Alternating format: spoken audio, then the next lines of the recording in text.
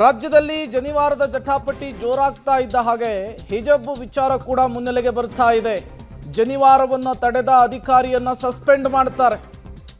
ಹಿಜಬ್ಗೆ college gate ಬಂದ್ ಮಾಡಿದ ಅಧಿಕಾರಿಗೆ ಶಿಕ್ಷೆ ಯಾಕಾಗಿಲ್ಲ ಅಂಥೇಳಿ ಪ್ರಶ್ನೆ ಮಾಡಲಾಗ್ತಿದೆ. ಸೌಜನ್ಯಕ್ಕೂ ಪರೀಕ್ಷೆ ಬರೆದಿದೀವೋ ಇಲ್ವೋ ಅಂಥೇಳಿ ಕೇಳಲಿಲ್ಲ. ಹಿಜಾಬ್ ಹೋರಾಟಗಾರ್ತಿ ಆಲಿಯಾ ಅಸಾದಿ ಸಾಮಾಜಿಕ ಜಾಲತಾಣ ಎಕ್ಸ್ನಲ್ಲಿ ಬರಹವೊಂದನ್ನು ಬರೆದುಕೊಂಡಿದ್ದಾರೆ.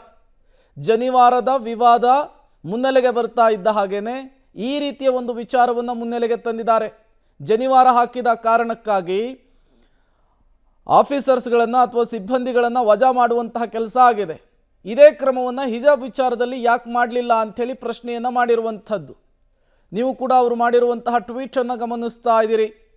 ಜನಿವಾರ ಹಾಕಿದ ಕಾರಣಕ್ಕಾಗಿ ಪರೀಕ್ಷೆಯನ್ನು ಬಹಿಷ್ಕರಿಸಲ್ಪಟ್ಟಂತಹ ಬ್ರಾಹ್ಮಣರ ನೋವು ಮತ್ತು ಅವರ ವೇದನೆಗೆ ಸರ್ಕಾರ ಸ್ಪಂದಿಸಿದೆ. ಇದೇ ವಿಚಾರ ನಮ್ಮ ಸಮುದಾಯದ ವಿದ್ಯಾರ್ಥಿಗಳು ಪರೀಕ್ಷೆಯಿಂದ ವಂಚಿತರಾದಂತಹ ಸಂದರ್ಭದಲ್ಲಿ ಯಾಕಾಗಲಿಲ್ಲ ಅನ್ನುವಂತಹ ಪ್ರಶ್ನೆಯನ್ನು ಮುನ್ನೆಲೆಗೆ ತಂದಿರುವಂಥದ್ದು. ಆಲಿಯಾ ಅಸಾದಿ ಈ ವಿಚಾರವನ್ನು ಮುನ್ನೆಲೆಗೆ ತರುವ ಮೂಲಕ ಈ ಜನಿವಾರದ ಜಟಾಪಟಿಗೆ ಕೌಂಟರ್ ಕೊಡುವಂತಹ ಕೆಲಸವನ್ನು ಸೋಷಿಯಲ್ ಮೀಡಿಯಾದಲ್ಲಿ ಮಾಡಿದ್ದಾರೆ.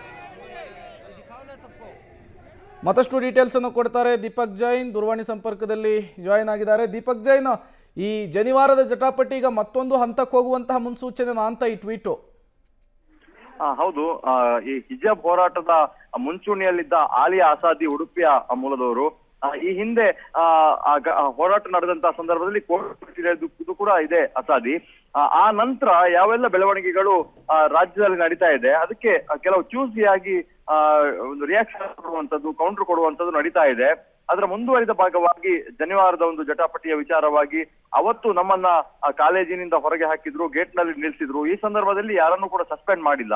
ಅದೇ ಜನಿವಾರದ ವಿಚಾರದಲ್ಲಿ ಸರ್ಕಾರ ಕ್ರಮ ಕೈಗೊಂಡಿದೆ ಅನ್ನುವಂಥದ್ದು. ಆಲಿಯಾ ಅಸಾದಿ ಅವರ ಟ್ವೀಟ್ ನೇರವಾಗಿ ಸಿದ್ದರಾಮಯ್ಯ ಸರ್ಕಾರದ ವಿರುದ್ಧ ಅಂತೇಳಿ ಕಂಡು ಬರ್ತಾ ಇದೆ. ಅಂದ್ರೆ ಆ ಕಾಲದಲ್ಲಿ ನಮ್ಗೆ ಸಮಸ್ಯೆ ಆದ್ರೂ ಕೂಡ ಯಾರು ನಮ್ಮನ್ನು ಕೇಳಿಲ್ಲ, ನಮ್ಮ ಪರವಾಗಿ ದನಿಯನ್ನ ಸರ್ಕಾರದವರು ಎತ್ತಿಲ್ಲ, ವಿರೋಧ ಪಕ್ಷದವರು ಕೂಡ ಎತ್ತಿಲ್ಲ ಅನ್ನುವಂತ ಮಾತುಗಳನ್ನ ಆಡಿದ್ದು. ಅದರ ಒಂದು ಮುಂದುವರಿದ ಭಾಗವಾಗಿ ಟ್ವೀಟ್ ಅನ್ನ ಮಾಡಿರುವಂತದ್ದು. Prem. Okay, thank you Deepak ತಮ್ಮೆಲ್ಲ ಮಾಹಿತಿಗಾಗಿ.